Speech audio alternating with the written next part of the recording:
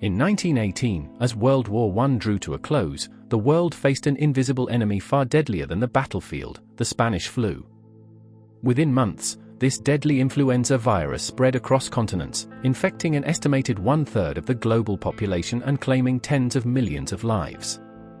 Unlike typical flu outbreaks, it struck young, healthy adults with devastating severity, overwhelming hospitals and entire cities.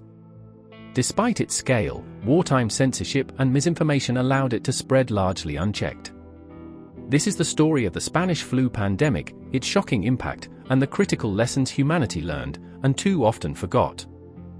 In 1918, the world was already staggering under the immense strain of the First World War, creating conditions in which a catastrophic pandemic could spread with ease. Millions of soldiers lived in cramped trenches, where cold, damp conditions and constant stress weakened immune systems. Malnutrition was widespread, especially in Europe, where years of conflict had disrupted food supplies and lowered overall public health. These weakened populations became ideal hosts for a new and aggressive virus. Medical science, too, was ill-prepared. Virology was still in its infancy, and no one had yet seen a virus under a microscope.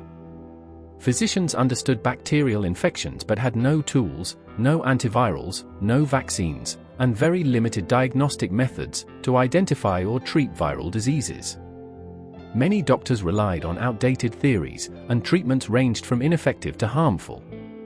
Meanwhile, global troop movements carried infectious diseases across continents at unprecedented speed.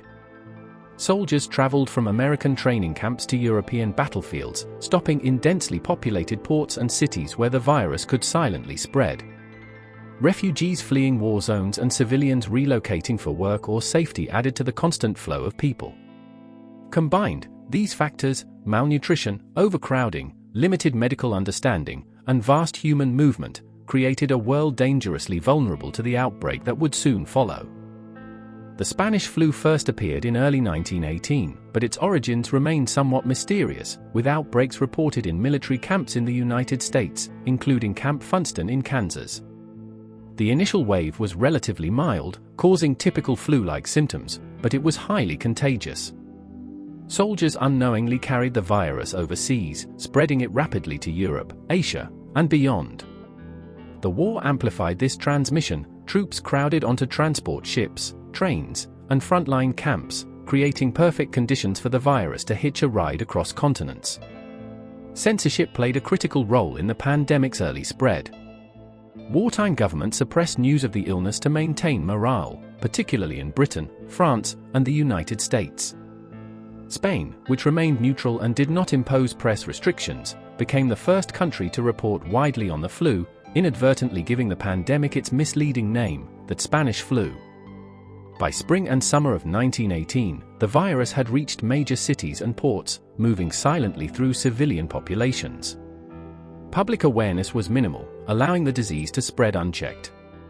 The combination of military mobilization, censorship, and international travel ensured that a localized outbreak could become a global disaster in a matter of months. What began as a mild, almost unnoticed flu would soon mutate into one of history's deadliest viral pandemics. By the late summer of 1918, the influenza virus had mutated into a far deadlier strain, unleashing the infamous second wave of the Spanish flu. Unlike typical influenza, which mostly claimed the very young, elderly, or immunocompromised, this strain struck with unusual ferocity at healthy young adults, ages 20 to 40. Scientists later discovered that the virus triggered an overreaction of the immune system, known as a cytokine storm, which caused severe lung inflammation and often rapid death. Cities across the globe became epicenters of mass mortality. Hospitals were quickly overwhelmed as the sheer number of patients exceeded available beds and medical staff. In some areas, there were only a handful of doctors and nurses to care for thousands of sick individuals. Makeshift hospitals were established in schools, churches, and tents, while corpses were buried in mass graves or stored in public buildings. In Philadelphia, for example, officials allowed a crowded parade to proceed, resulting in a catastrophic spike in infections and deaths. The speed and severity of the second wave caught governments and communities off guard. Public gatherings, workplaces, and transportation hubs became hubs of transmission, exacerbating the death toll. By the end of 1918, estimates suggest that the second wave alone caused tens of millions of deaths worldwide.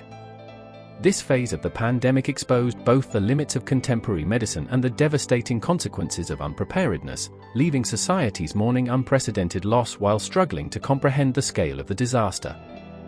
The public response to the Spanish flu of 1918 revealed both human resilience and the repeated mistakes that pandemics tend to expose. Cities and governments experimented with measures we recognize even today: quarantines, mask mandates, school closures, and bans on public gatherings. In San Francisco, residents were required to wear gauze masks in public, and violators could be fined or arrested. Philadelphia, by contrast, delayed restrictions and allowed large public events, resulting in a deadly surge of infections. These contrasting approaches demonstrated clearly that early intervention could save thousands of lives. Despite these measures, misinformation and resistance were widespread. Many people doubted the severity of the illness, believing it to be exaggerated or a hoax. Some considered masks uncomfortable or ineffective, and social fatigue led to lax enforcement. Governments, eager to maintain morale during the final stages of World War I, often downplayed the pandemic, issuing contradictory instructions that confused the public. As a result, the virus rebounded in multiple waves, showing how premature easing of restrictions or inconsistent policies can worsen outcomes. The Spanish flu highlighted the importance of transparent communication and public trust, lessons tragically forgotten in later outbreaks. Cities that acted decisively and maintained restrictions fared better, while those that ignored warnings suffered disproportionate casualties. By 1920, the Spanish flu pandemic had largely run its course, but the impact on society, medicine, and public health was profound. Globally, the virus had infected an estimated one-third of the world's population and killed at least 50 million people, with some estimates reaching 100 million. The scale of death and disruption left an indelible mark, prompting governments and scientists to rethink how societies should prepare for infectious disease outbreaks. The pandemic accelerated advances in medical science and public health. Epidemiology became a more structured discipline, with researchers studying patterns of infection and transmission. Public health infrastructure improved, including better reporting systems, the establishment of health departments, and campaigns promoting hygiene and disease prevention. Vaccine research gained renewed urgency, laying the groundwork for future immunization programs. Yet despite these lessons, much of the knowledge gained in 1918 was not fully institutionalized or remembered. In the decades that followed, public health systems in many countries weakened, and warning signs of emerging diseases were often ignored. Global coordination remained minimal, leaving populations vulnerable to later pandemics. The Spanish flu of 1918 was a tragedy of unimaginable scale, reshaping societies and public health forever. Its lessons, early intervention, transparent communication, and global preparedness, remain as relevant today as they were a century ago. Yet history shows us how easily these lessons can be forgotten, leaving communities vulnerable to new threats. By reflecting on the past, we gain insight into how to better protect ourselves and future generations. If you found this video insightful, make sure to like, subscribe, and comment below on which historical event or pandemic you want us to explore next.